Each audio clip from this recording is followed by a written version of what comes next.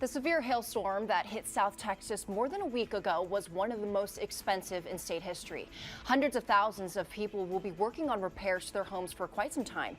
Mark White with Legacy Home Improvements is here with us to tell us more about the do's and don'ts when dealing with hailstorm damage. So thanks so much for being here. Thanks, Sharon. So what should homeowners and businesses sort of be looking out for when a hailstorm hits and afterwards? Well, right now there's a huge flow of contractors coming in from all around the country for this hailstorm. It's made national news. It's made a great impact on the insurance industry, and basically there's an opportunity there for some contractors that may or may not have your best interest in mind as a homeowner to take advantage of the situation.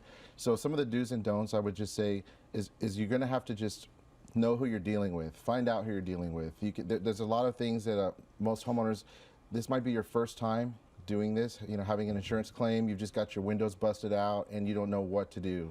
So you're gonna have to find out that your company, if they're local, where they're based out of, are they insured, are they licensed, are they bonded, things like that, to have some kind of a surety that the contractor you're dealing with knows this insurance process. There's some accountability if something were to go wrong.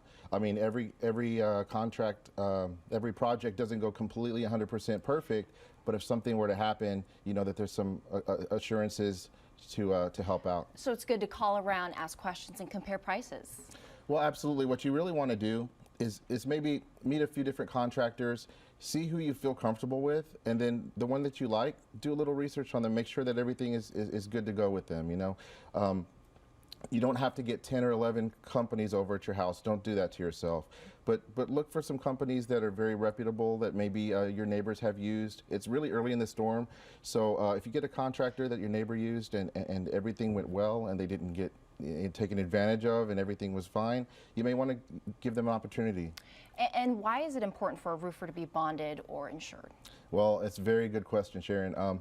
Basically, a bond is going to have a sense of surety that that contractor is going to do the work as per the local municipality and the laws, the applicable laws in the state and in the city.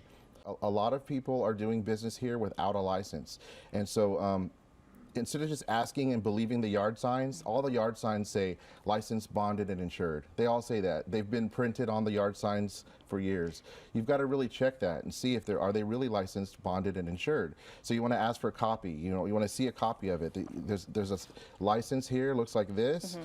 If there's a bond, it's going to look like this. And I would imagine a lot of folks are wondering, will insurance rates go up because of these roof claims? That's a really good question that I would love to answer. Basically, the Texas Department of Insurance has put out something called the Texas Consumer Bill of Rights, and you can look it up online on the Texas Department of Insurance website.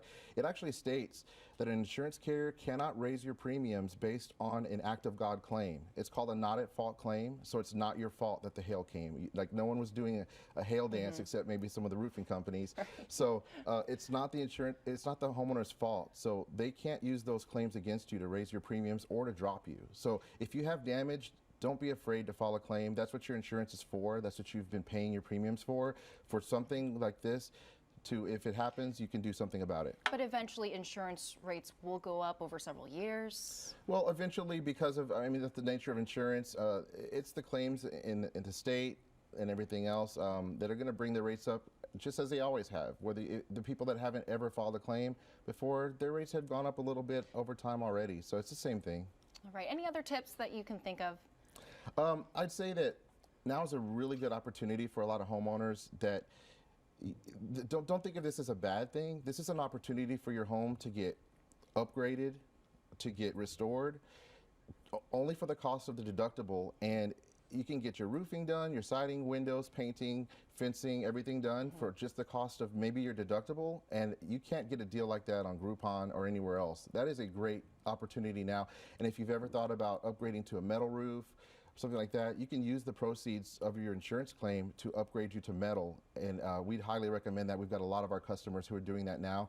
We can actually stretch that upgrade amount over 12 months. Mm-hmm. And if anyone has problems with their deductible, we can do the same with the deductible. We can actually stretch that out over a year. So people shouldn't be afraid to get their insurance claims filed. If they do have damage, you're going to want to get a free inspection from a company like mine to assess whether you do have the damage or not, when you should move forward with a claim or not. All right. Thank you so much. All right, here's some more info about Legacy Home Improvements, where they're located and their phone number.